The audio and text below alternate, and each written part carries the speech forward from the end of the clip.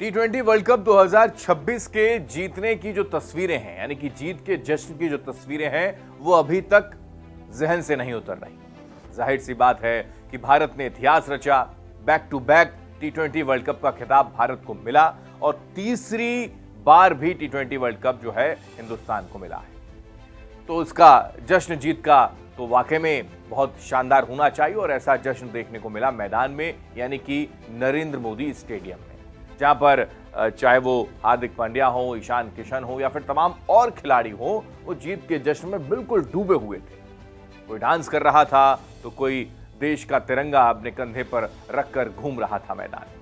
लेकिन उसमें कुछ ऐसे भी प्लेयर थे जिनका जिक्र अभी तक नहीं हुआ। उनका जिक्र हम करना चाहते हैं। उसके पीछे की बड़ी गहरी वजह है और वो वजह है एक ऐसा बलिदान जो रिंकू सिंह ने दिया। वो रिंकू सिंह जो वेल फिनिशर के तौर पर दरअसल भारतीय टीम के लिए जाने जाते हैं, जिन्हें प्लेइंग 11 में जगह नहीं मिली, लेकिन 15 खिलाड़ियों में उनका रिंकू सिंह का नाम रहा और फील्डिंग करने के लिए बार बार उनको मौका मिलता था, लेकिन बल्लेबाजी का अवसर उनको इस टूर्नामेंट में भी खास नहीं मिलता है। लेकिन फिर भी पिता के निधन के बाद भी वो वापस लौटे और वापस लौटने के बाद जब जीत का जश्न तमाम खिलाड़ी मना रहे थे, तब रिंकू सिंह एकांत में या फिर ये कहें कि सभी प्लेयर्स के बीच में चुपचाप खड़े थे। ना ही कोई इंटरव्यू उन्होंने दिया और ना ही जीत के जश्न की तस्वीरें कुछ एक्साइटेड नजर आईं। लेकिन उस वक्त वो अपने पिता को जरूर याद कर रहे थे, क्योंकि वो चाहते थे कि एक बड़ा खिताब जो खिलाड़ी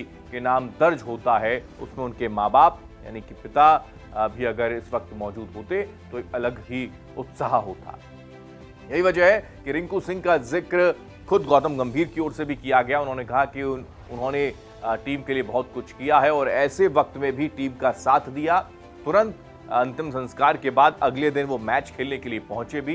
इसका जिक्र खुद कोच गौतम गंभीर ने किया। आप इसको लेकर क्या कह रहे हैं, क्या सोच रहे हैं, आप जरूर बताएं। और उसके साथ साथ एक तस्वीर संजू सैमसन की भी सामने आई थी, जो उस वक्त जब जीत का जश्न मनाया जा रहा था तो वो एकांत में बैठे हुए थे और बैठकर केवल टूर्नामेंट ऑफ द प्लेयर का जो खिताब उनको मिला था ट्रॉफी के साथ, वो बैठकर शायद ये सोच रहे थे कि इतने वक्त बाद जो एक बड़ी कामयाबी उनको मिली है, वो बड़े एकांत में बड़े आनंद के साथ उसको महसूस कर रहे थे शायद।